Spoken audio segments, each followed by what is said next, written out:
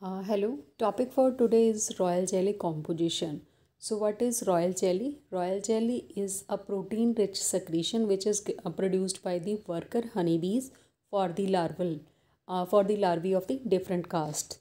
So, if we consider the development of the honeybees are holometabolous insect where development include egg, larva, pupa, and the adult phase.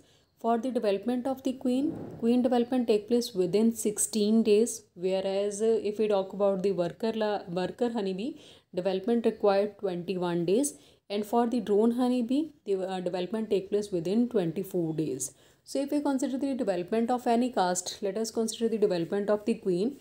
So uh, for first 3 days are required for the egg to hatch, and thereafter for the larval period that is actually completed within the 6 days, and after that pupation period is there, and then adult phase develop.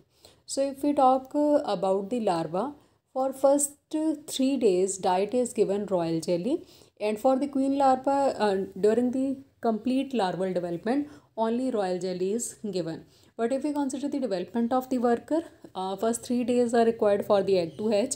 Then for the next 3 days, royal jelly is given, and after that, worker jelly is given to all larval phases. And if we talk about the drone development, 3 days are required for egg to hatch, and after that, for first 3 days, royal jelly is given, and after that, drone jelly is given. So if we let us consider the composition of the royal jelly and some more information about the development of the honeybees.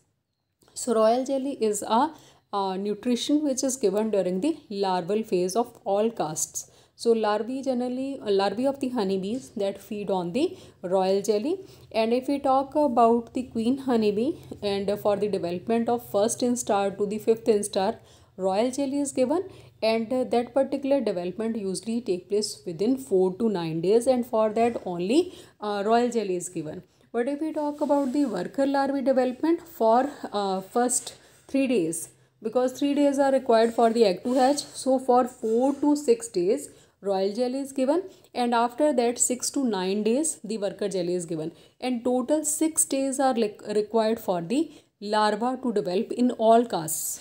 So first 3 days for the egg to hatch, and after that 6 days that are during that specific time the larval phase that is completed.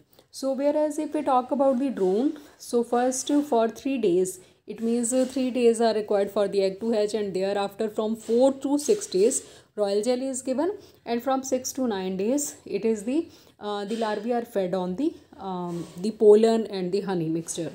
And here in this picture, you can see that three different castes of the honeybees are there. If we talk about the honeybee colony, three different castes are there. This large size queen honeybee is there. Thousand of the workers are there which perform all the duties except for the reproduction, and drone are also visible. So few hundred of the drones are there usually in colony, but presence of the drone that is seasonal. And other thing is that if we consider the development of the queen and the workers take place from the fertilized egg, whereas drone can develop from the fertilized or unfertilized egg. So queen and the workers that represent female caste, whereas drone represent the male caste. So for the development of the queen, total 16 days are required. For the development of the worker honeybee, it is actually 21 days are required. For the development of the drone, 24 days are required. So queen development take place in small time within 16 days, in comparison to if we compare it with the other caste. So maximum time is required for the drone to develop.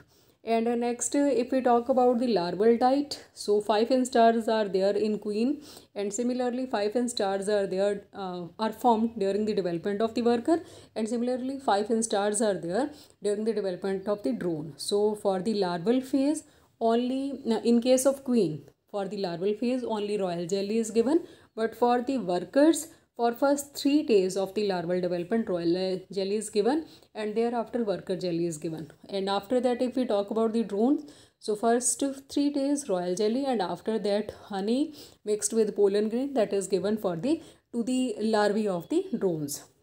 So let us consider further detail of the thing. So here for the queen worker and drone larvae are fed larval feed Feed is given. Feed is royal jelly or worker jelly for 4 to 6 and 6 to 9 days respectively. This is for the work. This information is for the workers. Workers larvae. And next is if we talk about the royal jelly is thick creamy substance that is produced by the hypopharyngeal and mandibular gland of the worker honeybees. So it is the royal jelly is a thick creamy substance, and the producers are the worker honeybees, and they are having hypopharyngeal glands and the mandibular glands which produce that thick material. And if we talk about the primary composition, so that include mainly water is there, hydrocarbons, protein, lipid, minerals, vitamins, and small quantity of various type of the polyphenols are there. So next, if we talk about this particular thing, okay, what is the influence of the royal jelly? So royal jelly somewhere induce it regulate or to just influence the expression of the different type of the genetic elements, so that actually result in different morphology. And other is thing is that different type of the proteins are produced. And next is that also influence the life cycle, general development, immunity, role in the colony.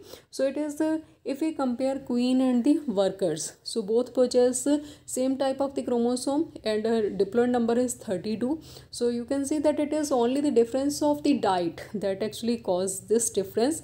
If we compare queen with the worker, queen is large sized reproductively active female, but workers are somewhere are not able to reproduce. This is because of the difference of the larval diet. So for the queen, it is the royal jelly exclusively which is given to the during the development, and whereas if we talk about the workers, it is the royal jelly plus worker jelly. And if we compare the composition of the royal jelly and the worker jelly, royal jelly is carrying high content of the protein, sugar, and lipid in comparison to the worker jelly. So royal jelly is emulsion that is made up of combination of the protein, sugar, and the lipids that is suspended in the water.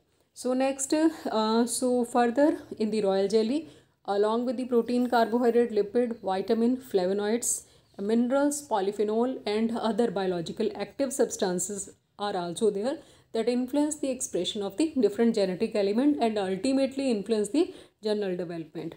So if we talk about the mineral content, so mineral content about 1.5%, minerals content account for approximately 1.5% of the total weight and contain copper, iron, zinc, calcium, potassium, magnesium, and vitamin, sodium, salt, folic acid, niacin, inositol, riboflavins, and pantothenic acids, thiamines, and the vitamin E.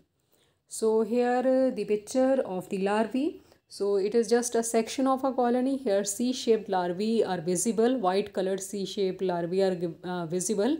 So these are the larvae of the workers. So whenever colony is not having a queen and colony is supposed to rear a queen, they just select the third instar and thereafter start feeding that on the royal jelly. So within 16 days the development of the queen take place, and these covered cells are the pupal cell.